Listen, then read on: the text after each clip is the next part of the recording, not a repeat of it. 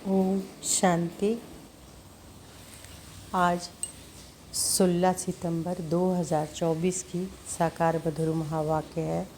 आज के मधुर महावाक्य में बाबा बोले, मीठे बच्चे, यह वंडरफुल सत्संग है जहाँ तुम्हें जीते जी मरना सिखलाया जाता है। जीते जी मरने वाले ही हंस बनते हैं। यह वंडरफुल सत्संग है जहाँ तुम्हें जीते जी मरना सिखलाया जाता है। जीते जी मरने वाले ही हंस बनते हैं। प्रश्न है, तुम बच्चों को अभी कौन सी एक फिक्रात है? तुम बच्चों को अभी कौन सी एक फिक्रात है? उत्तर है, हमें विनाश के पहले संपन्न बनना है। जो बच्चे ज्ञान और योग में मजबूत होते जाते हैं, उन्हें मनुष्य और देवता बनने की हॉबी आदत होती जाती है। वह सर्विस के बिना रह नहीं सकते। जिन्न की तरह भागते रहते, सर्विस के साथ साथ स्वयं को भी संपन्न बनाने की चिंता होगी। तो कौन सी फिक्रात रहती है बच्चों को कि हमें विनाश के पहले संपन्न होना है। और जो बच्चे ज्ञान और योग में मजबूत होते जाते हैं, उन्हें मनुष्य को देवता बनाने की हॉबी यानी आदत होती है। वह सर्विस के बिना रह नहीं सकते। जिन्न की तरह भागते रहते हैं। सर्विस के साथ साथ स्वयं को भी संपन्न बनाने की चिंता होगी। ओम शांति। रूहानी बाप बैठ रूहानी बच्चों को समझाते हैं। रूह अब साकार में है और फिर प्रजापिता ब्रह्मा की संतान है, क्योंकि अडॉप्ट किए हुए हैं। तुम्हारे लिए सब कहते हैं कि यह भाई बहन बनाती है। बच्चों को बाप ने समझाया है कि असल में तुम आत्माएं भाई भाई हो। अब नई सृष्टि होती है तो पहले पहले ब्राह्मण चोटी चाहिए। तुम शूद्र थे, अभी ट्रांसफ़र हुए हो। ब्राह्मण भी तो चाहिए ज़रूर। प्रजापिता ब्रह्मा का नाम तो बाला है। इस हिसाब से तुम समझते हो कि हम सब बच्चे भाई बहन ठहरे। जो भी अपने को ब्रह्मा कुमार कुमारी कहलाते हैं, वह ज़रूर भाई बहन ठहरे। सभी प्रजापिता ब्रह्मा की संतान है, तो भाई बहन जरूर होना चाहिए। यह समझाना है बेसमझों को। बेसमझ भी हैं और फिर ब्लाइंड फेथ भी है। जिनकी पूजा करते हैं, फेथ रहते हैं, यह फलाना है, परंतु उसे जानते कुछ भी नहीं। लक्ष्मी नारायण की पूजा करते हैं, परंतु वह कब आए, कैसे बने, फिर कहाँ गए, कोई भी नहीं जानते। कोई भी मनुष्य नेहरू आदि को जानते नहीं है। जानते हैं तो उन्हों की हिस्ट्री ज्योग्राफी को भी सब पता है। बाबा कह रहे हैं कि कुछ जैसे उदाहरण में कि कोई भी मनुष्य नेहरू आदि को जानते हैं तो उन्हों की हिस्ट्री ज्योग्राफी का भी सब पता है। अगर बायोग्राफी को नहीं जानते तो वह क्या काम का पूजा करते हैं, परंतु उनकी जीवन कहानी को नहीं जानते। मनुष्यों की जीवन कहानी को तो जानते हैं, परंतु जो बड़े पास्ट हो गए उनकी एक की भी जीवन कहानी को नहीं जानते। शिव के कितने ढेर पुजारी हैं, पूजा करते हैं, फिर मुख से कह देते हैं कि वह तो पत्थर भीतर है, कण कण में है। क्या यह जीवन कहानी ठहरी? यह तो अकल की बात नहीं हुई। अपने को भी पतित कहते हैं। पतित अक्षर कितना फिट है। पतित माना भिखारी। तुम समझा सकते हो कि हम ब्रह्मा कुमार कुमारी क्यों कहलाते हैं, क्योंकि ब्रह्मा की औलाद हैं और एडॉप्टेड हैं। हम कुख वंशावली नहीं, मुख वंशावली हैं। ब्राह्मण ब्राह्मणियाँ तो भाई बहन ठहरे। खराब ख्यालात मुख्य है ही काम के। तुम कहते हो कि हम प्रजापिता ब्रह्मा की संतान भाई बहन बनते हैं। तुम समझते हो कि हम सब हैं शिव बाबा की संतान भाई भाई। यह भी पक्का है। दुनिया को कुछ भी पता नहीं, ऐसे ही सिर्फ कह देते हैं। तुम समझा सकते हो सभी आत्माओं का बाप वह एक है। उनको सब पुकारते हैं। तो बाबा क्या कह रहे हैं कि ब्राह्मण ब्राह्मणियाँ तो भाई बहन ठहरे ना, तो उनकी आपस में क्रिमिनलाई हो ना सके। खराब ख्यालात मुख्य है ही काम के। तुम कहते हो कि हम प्रजापिता ब्रह्मा की संतान भाई बहन बनते हैं। तुम समझते हो कि हम सब हैं शिव बाबा की संतान भाई भाई। यह भी पक्का है। दुनिया को कुछ भी पता नहीं, ऐसे ही सिर्फ कह देते। तुम समझा सकते हो कि सभी आत्माओं का बाप वह एक है, उनको सब पुकारते हैं। तुमने चित्र भी दिखाया है, बड़े बड़े धर्म वाले भी इस निराकार बाप को मानते हैं। वह है निराकार आत्माओं का बाप, और फिर साकार में सभी का बाप प्रजापिता ब्रह्मा है, जिनसे फिर वृद्धि को पाते हैं। झाड़ बढ़ता जाता है, भिन्न भिन्न धर्मों में आते जाते हैं। आत्मा तो इस शरीर से न्यारी है। शरीर को देखकर कहते हैं कि यह अमेरिकन है, यह फलाना है। आत्मा को तो नहीं कहते। आत्माएं सब शांति धाम में रहती है, वहाँ से आती है पाठ बजाने।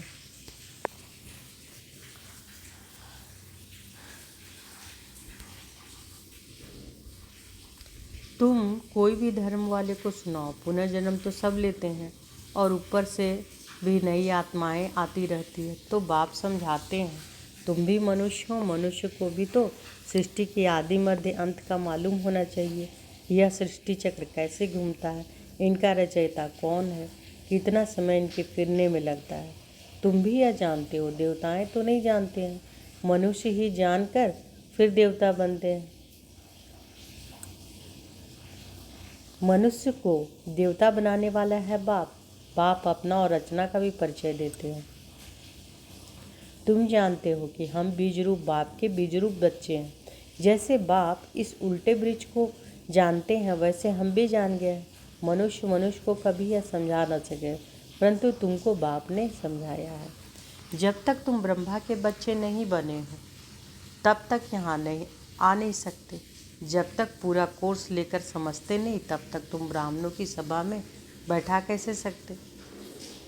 इसको इंद्र सभा भी कहते हैं। इंद्र कोई वह पानी की बरसात नहीं बरसाते हैं, इंद्र सभा कहा जाता है। परियां भी तुमको बनना है। अनेक प्रकार की परियां गाई हुई है। कोई बच्चे अच्छे शोभवान होते हैं, कहते हैं ना कि यह तो जैसे परी है। बाबा कह रहे हैं कि अनेक प्रकार की परियां गाई हैं, तो कोई बच्चे अच्छे शोभवान होते हैं तो कहते हैं ना कि यह तो जैसे परी है। पाउडर आदि लगाकर सुंदर बन जाते हैं। सतयुग में तुम बनते हो परियां परिजादे। अभी तुम ज्ञान सागर में ज्ञान स्नान करने से परियां देवी देवता बन जाते हो। तो अभी क्या कह रहे हैं बाबा कि अभी तुम ज्ञान सागर में ज्ञान स्नान करने से परियां देवी देवता बनते हो। तुम जानते हो कि हम क्या से क्या बन रहे हैं। जो सदा प्यारे बाप है, सदा खूबसूरत, वो मुसाफिर तुमको ऐसा बनाने के लिए सांवरे तन में प्रवेश करते हैं। अब गोरा कौन बनावे, बाबा को बनाना पड़े ना। सृष्टि का चक्र तो फिराना है, अब तुमको गोरा बनना है। पढ़ाने वाला ज्ञान सागर एक ही बाप है।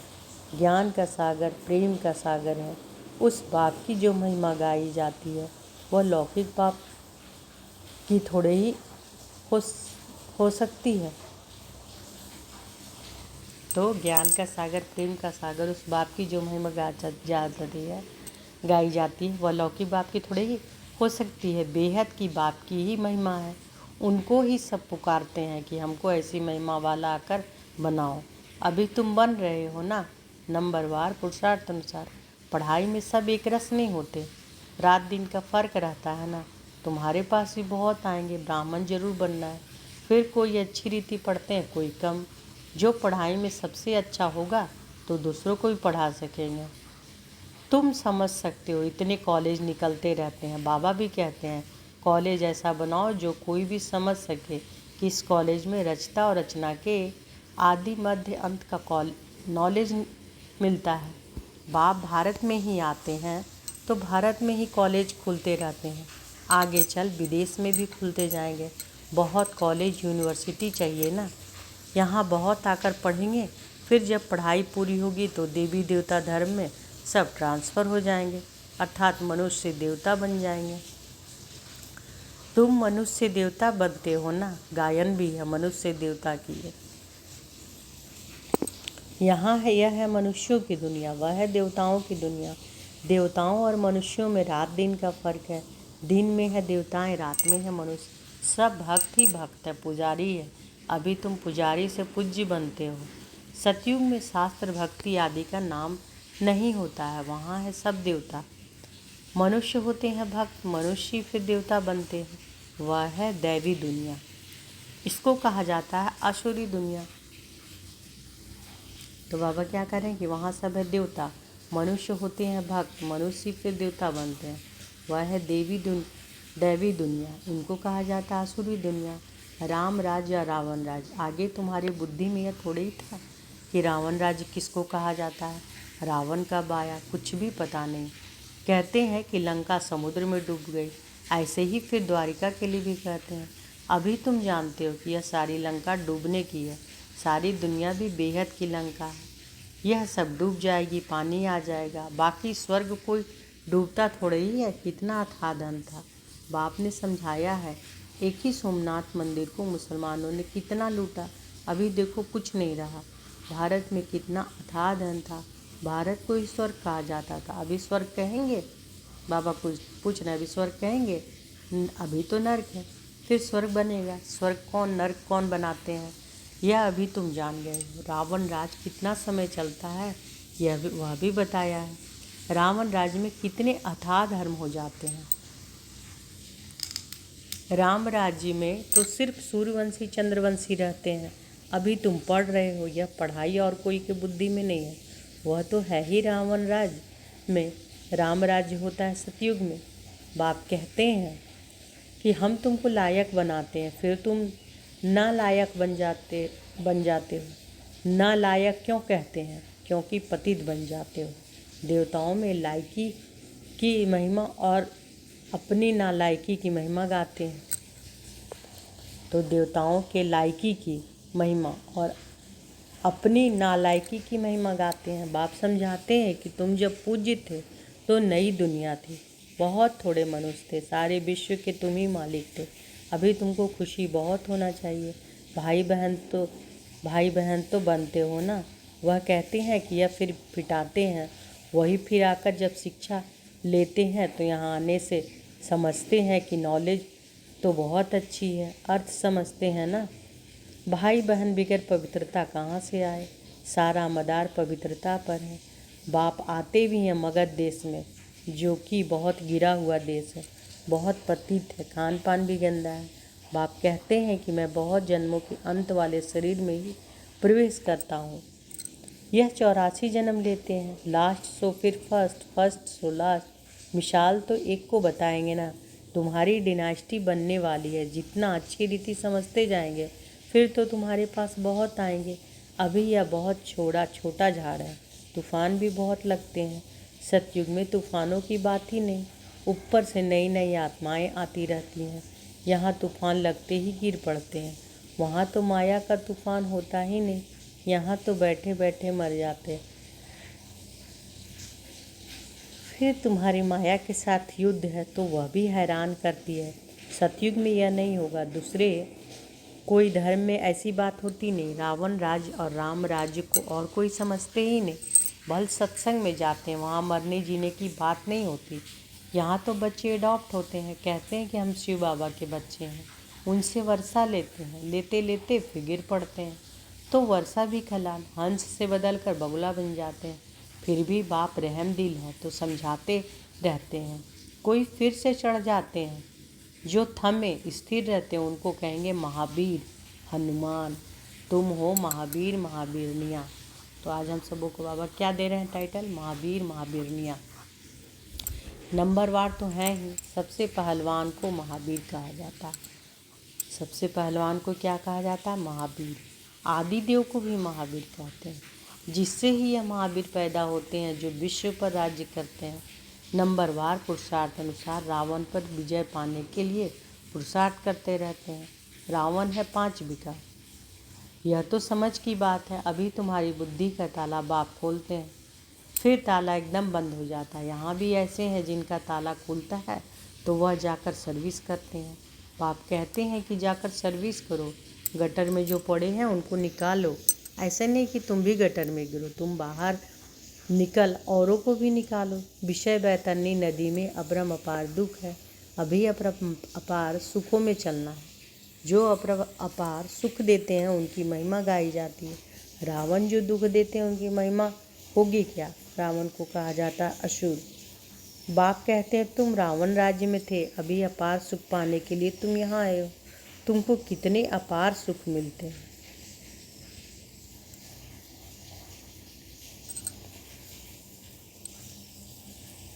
तो बाबा क्या कहना है कि रावण जो दुख देते उनकी महिमा होगी क्या? रावण को कहा जाता असुर। बाप को कहते हैं कि तुम रावण राज्य में थे, कभी अपार सुख पाने के लिए तुम यहाँ आए हो। बाप कहते हैं कि तुम अपार सुख, बाबा क्या कहते हैं कि तुम रावण राज्य में थे, अभी अपार सुख पाने के लिए तुम यहाँ आए हो। तुमको कितने अपार सुख मिलते हैं, खुशी कितनी रहनी चाहिए और खबरदार भी रहना चाहिए। पोजीशन तो नंबरवार होती है, हर एक एक्टर का पोजीशन अलग है, सब में तो ईश्वर हो ना सके। आप हर बात बैठ समझाते हो, तुम बाप को और रचना के आदि मध्य अंत को जान जाते हो। नंबरवार पुरुषार्थ अनुसार नंबर वार पढ़ाई पर ही मार्क्स होती है। यह है बेहद की पढ़ाई जिसमें इसमें बच्चों को बहुत अटेंशन होना चाहिए, पढ़ाई एक रोज भी मिस ना हो। हम हैं स्टूडेंट, गॉड फादर पढ़ाते हैं, वह नशा बच्चों को चढ़ा रहना चाहिए। भगवान वाच सिर्फ उन्हों के नाम बदलकर श्री कृष्ण का नाम डाल दिया है, भूल से श्री कृष्ण भगवान वाच समझ लिया है, क्योंकि श्री कृष्ण हुआ नेक्स्ट टू गॉड। स्वर्ग जो बाप स्थापन करते हैं उनमें नंबरवार यह है ना, यह ज्ञान अभी तुमको मिला है। नंबरवार पुरुषार्थ अनुसार अपना ही कल्याण करते हैं और दूसरों का भी कल्याण करते रहते हैं। उनको सर्विस बिगर कभी सुख नहीं आएगा। तुम बच्चे योग और ज्ञान में मजबूत हो जाएंगे तो काम ऐसे करेंगे जैसे जिन मनुष्य को देवता बनाने की हॉबी लग जाएगी। मौत के पहले ही पास होना है, सर्विस बहुत करनी है, पीछे तो लड़ाई लगेगी, नेचुरल कैलेमिटीज़ भी आएगी। अच्छा, अब बाबा का याद प्यार लीजिए। मीठे मीठे सिकिले दे बच्चों प्रति माता पिता बाप दादा का याद प्यार और गुड मॉर्निंग। रूहानी बाप की रूहानी बच्चों को नमस्ते। हम सब रूहानी बच्चों की रूहानी माता पिता बाप दादा को याद प्यार, गुड मॉर्निंग और नमस्ते नमस्ते नमस्ते। शुक्रिया बाबा, शुक्रिया। धारणा के लिए मुख्य सार पहला है, लास्ट सो फर्स्ट जानने के लिए महावीर बन पुरुषार्थ करना है, माया के तूफानों में हिलना नहीं है, बाप समान रहमदिल बन मनुष्यों की बुद्धि का ताला खोलने की सेवा करना है। दूसरा, ज्ञान सागर में रोज स्नान कर परी ज़्यादा बनना है, एक दिन भी पढ़ाई मिस नहीं करनी है। भगवान के हम स्टूडेंट हैं, इस नशे में रहना है। आज बाबा वरदान दिए हैं तो अनुभव करिए, बाबा का वरद हस्त हमारे सिर पर है। बाबा ने वरदान दिया, गंभीरता के गुण द्वारा फुल मार्क्स जमा करने वाले गंभीरता की देवी व देवता भव। गंभीरता के गुण द्वारा फुल मार्क्स जमा करने वाले गंभीरता की देवी व देवता भव। वर्तमान समय गंभीरता के गुण की बहुत बहुत आवश्यकता है, क्योंकि बोलने की आदत बहुत हो गई है। जो आता है वो बोल देते हो। किसी ने कोई अच्छा काम किया और बोल दिया तो आधा खत्म हो जाता है, आधा ही जमा होता है, और जो गंभीर होता है उसका फूल जमा होता है। इसलिए गंभीरता की देवी व देवता बनो और अपनी फुल मार्क्स इकट्ठी करो। वर्णन करने से मार्क्स कम हो जाएगी। तो बाबा आज क्या बोल रहे हैं, गंभीरता की देवी देवता भव। स्लोगन है, बिंदु रूप में स्थित रहो तो समस्याओं को सेकंड में बिंदु लगा सकते हो। बिंदु रूप में स्थित रहो तो समस्याओं को सेकंड में बिंदु लगा सकते हो। तो आज की मधुर महावाक्य में बाबा क्या बोले कि यह वंडरफुल सत्संग है जहाँ तुम्हें जीते जी मरना सिखलाया जाता है। जीते जी मरने वाले ही हंस बनते हैं। अच्छा, शुक्रिया बाबा, शुक्रिया। ओम शांति।